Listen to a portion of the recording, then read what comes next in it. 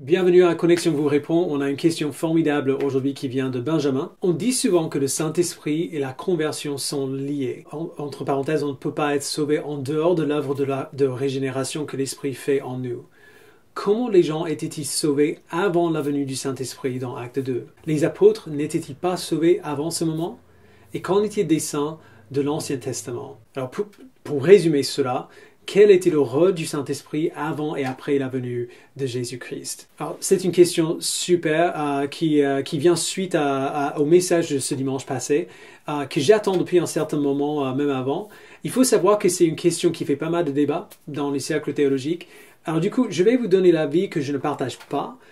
Et je vais être aussi juste que possible dans mon explication parce que cet avis n'est pas sans fondement non plus.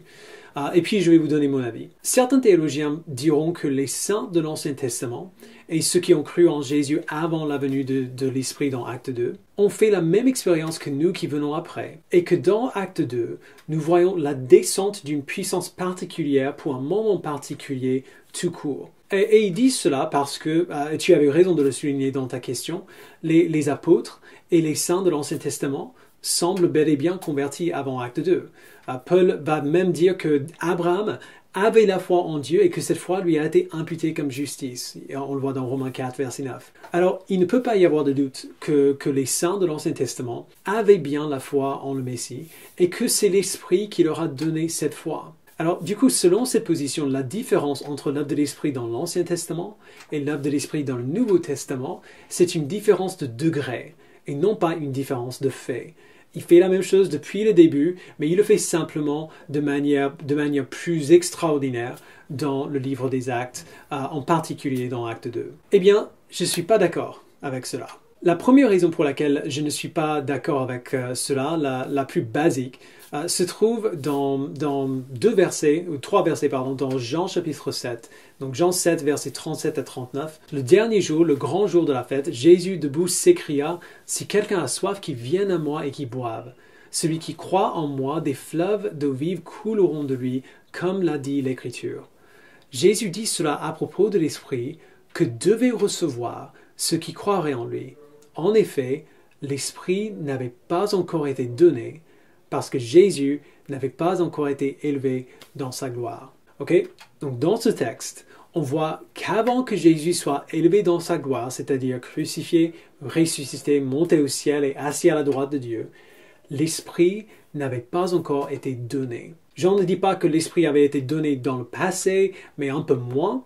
Il dit que l'Esprit n'avait pas encore été donné. Point. Alors, il ne s'agit pas d'une différence de degré, à mon avis. Je crois que l'œuvre de l'Esprit n'était pas seulement plus grand à partir du livre des Actes, à partir d'Acte 2, mais qu'il a commencé à faire quelque chose de foncièrement différent à partir d'Acte 2. Alors, avant de voir quelle est cette chose différente qu'il fait, attention, juste pour que ce soit clair, je ne dis pas que l'Esprit de Dieu lui-même a changé. Et je ne dis pas que beaucoup des choses qu'on le voit faire dans le Nouveau Testament, il ne faisait pas déjà aussi dans l'Ancien Testament. Dans l'Ancien Testament, on voit que l'Esprit donnait la foi, il faisait que les gens grandissent dans la sainteté, il donnait de la puissance pour des tâches précises, il inspirait la rédaction de l'Écriture, pas la moindre des choses quand même. On a vu il y a quelque temps le concept théologique des opérations inséparables de la Trinité. C'est-à-dire que tout ce que Dieu fait, il fait dans les trois personnes de la Trinité, toujours. Alors si Dieu a jamais fait quoi que ce soit,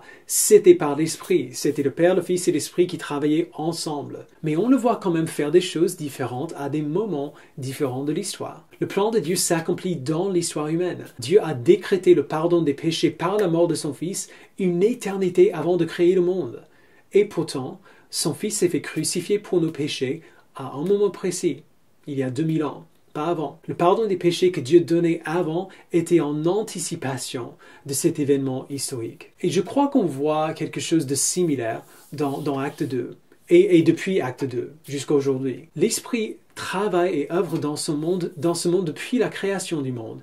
Et on voit son œuvre en le peuple de Dieu, tous ceux qui auraient la foi en Dieu, depuis le début aussi. Mais avant l'ascension de Christ, avant le jour de la Pentecôte, l'Esprit n'avait pas encore été donné. Alors du coup, ça veut dire quoi? Eh bien, à partir d'Acte 2, on commence à entendre une certaine façon de parler de l'action de l'Esprit qu'on n'entendait pas trop avant. Cette façon de parler varie pas mal selon le texte, mais on peut résumer tout cela en disant qu'à partir du jour de la Pentecôte, l'Esprit ne travaille pas seulement en les enfants de Dieu, il ne remplit pas seulement de temps en temps ses enfants pour accomplir une tâche précise. À partir du jour de la Pentecôte, l'Esprit vit en ses enfants, collectivement et individuellement. Cette réalité s'exprime par des manières bien diverses. Ésaïe a prédit le jour où l'Esprit serait déversé sur tout le peuple de Dieu, Ésaïe 44, verset 3. Ézéchiel a parlé de Dieu qui mettrait son esprit en nous, Ézéchiel 36, versets 25 et 27. Et à partir d'acte 2, c'est ce qu'on voit. Pierre dit à la foule, juste après la venue de l'Esprit, qu'ils peuvent recevoir le don du Saint-Esprit. Acte 2, 38. Paul dit que nous sommes le temple de l'Esprit Saint, 1 Corinthiens 3, 16 et 6, 19. Il appelle l'Église l'habitation de Dieu en esprit, Éphésiens 2, 22. Il dit que l'Esprit habite en nous, Romains 8, 9 à 11. Il dit que nous avons été scellés par l'Esprit, Éphésiens 1, 13, 2 Corinthiens 1, 22 et Éphésiens 4, verset 30.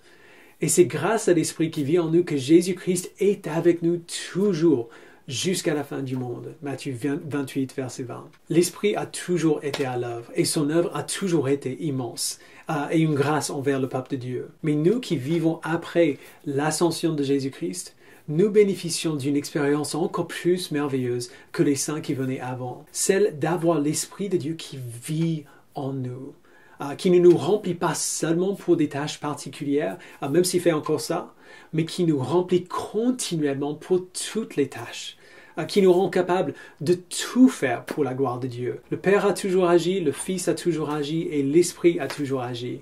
Mais dans sa sagesse, Dieu a prévu que le Fils fasse quelque chose de particulier à partir d'un certain moment dans l'histoire et que l'Esprit fasse quelque chose de particulier à partir d'un certain moment dans l'histoire. Et c'est cela, je crois, qu'on voit à partir d'acte 2 et qu'on voit encore jusqu'à aujourd'hui. Merci pour la question. J'espère que ça a été clair. Continuez de nous envoyer des questions. À très bientôt.